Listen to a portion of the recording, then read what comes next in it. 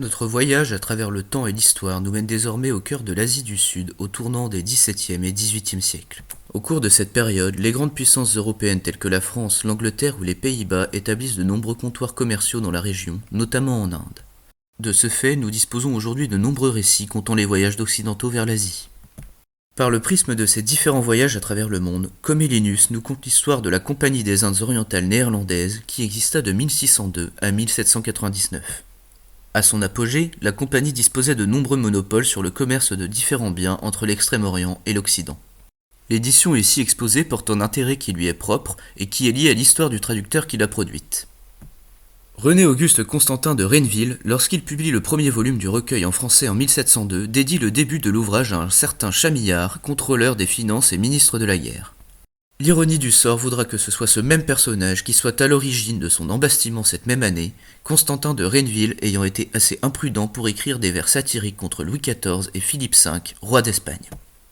Partons désormais à la cour du roi de Siam en actuelle Thaïlande, aux côtés d'Alexandre de Chaumont, qui faisait partie d'une ambassade commanditée par Louis XIV. Le but de cette dernière était de conclure des accords commerciaux avec le royaume asiatique afin de notamment pouvoir y implanter des comptoirs.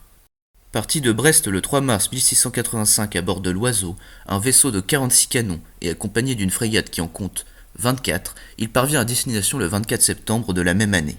L'ambassade est très bien accueillie et de Chaumont participe notamment aux fêtes et aux chasses du roi. Il tente même de convertir ce dernier au catholicisme sans succès.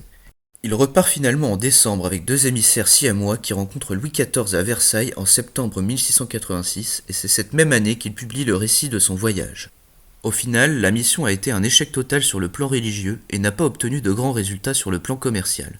Cependant, l'ouvrage nous laisse entrevoir la grandeur et les richesses du royaume de Siam, notamment au travers de grands et beaux dessins que l'on retrouve tout au long du récit. Terminons notre voyage en Asie en nous arrêtant en Inde à la fin du XVIIe siècle, en plein cœur de l'Empire moghol. Cette région nous est dépeinte par Jean Ovington, un curé anglais engagé comme aumônier par la Compagnie des Indes orientales britanniques. Il embarque pour les Indes à bord du Benjamin en 1699 et ses mémoires de voyage sont traduites en français par Jean-Pierre Nicéron en 1725. Ovington passe par de nombreuses destinations dont Madère, Sainte-Hélène et Madagascar, mais la partie du récit concernant l'Inde est particulièrement intéressante. En effet, il nous y décrit précisément l'organisation et les procédés de fabrication de la soie au sein de la manufacture anglaise de Surat, fait une description de la ville, de son commerce et de ses habitants, relate la cérémonie de couronnement du grand Moghol et s'intéresse à la langue et aux mœurs des locaux.